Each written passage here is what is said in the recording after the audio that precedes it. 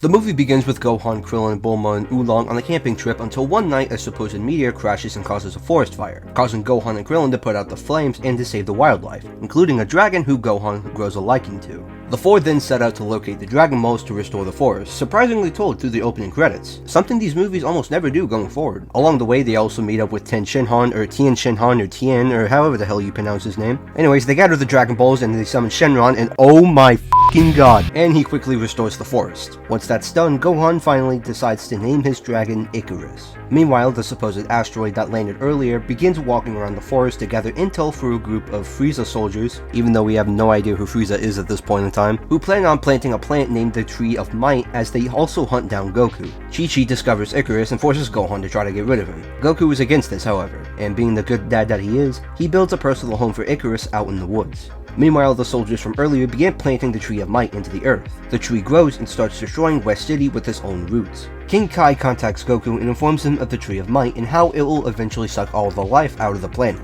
The Z Fighters then embark to put an end to the Tree of Might and meet the soldiers responsible for planting the tree. The two sides engage in combat as we see, okay, yeah, you get the joke at this point. Gohan eventually enters the fight as the soldiers' leader Turles watches on at his Saiyan abilities and concludes that he is the son of Goku. Turles grabs Gohan and tries persuading him to join him on his quest to drain the life out of the earth. Piccolo interferes and, "You are shitting me right now." Answer me. Who are you? It's Big Green! Let that child alone. Anyway, Turles immediately takes down Gohan and Piccolo as he creates an artificial moon that forces Gohan to transform into a Great Ape. Goku attempts to help Gohan before the two are blasted into a cave. Gohan crushes his father, just like Vegeta did.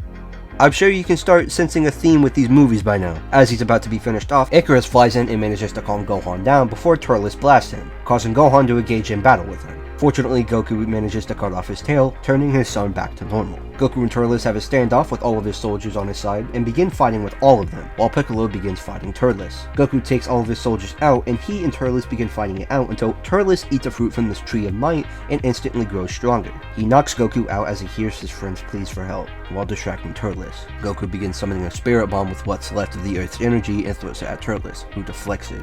Goku senses the energy from the Tree of Might's fruit, and with all of his remaining energy, blasts Turles into the Tree of Might, which destroys it and Turles, instantly giving Earth back its lost energy. The movie ends with everyone laughing and goddammit, oh never mind, Piccolo's meditating. So Turles, if you couldn't tell already, is obviously a clone of Vegeta. He thinks Goku is a disgrace to all Saiyans, he tries destroying anyone who gets in his way, he forces Gohan to go Great Ape, etc. All that really sets Turles apart is his appearance, his motives, and the lack of a Nappa figure accompanying him. Replacements for which come in the form of these goons who, correct me if I'm wrong, but I don't believe any of their names were spoken in the film, and if they were, they are incredibly basic and or forgettable. Turles also fits into the piss Saiyan trope I talked about in my last video, also showing the aforementioned lack of creativity most of these antagonists tend to have. On the bright side, however, the animation is so far at its best across all these movies covered so far, and as for the story, it was really interesting seeing a story essentially dedicated to an underlying environmental message. Just so I don't have to get in detail about what message it's trying to spread, and so I can get to the rest of these movies,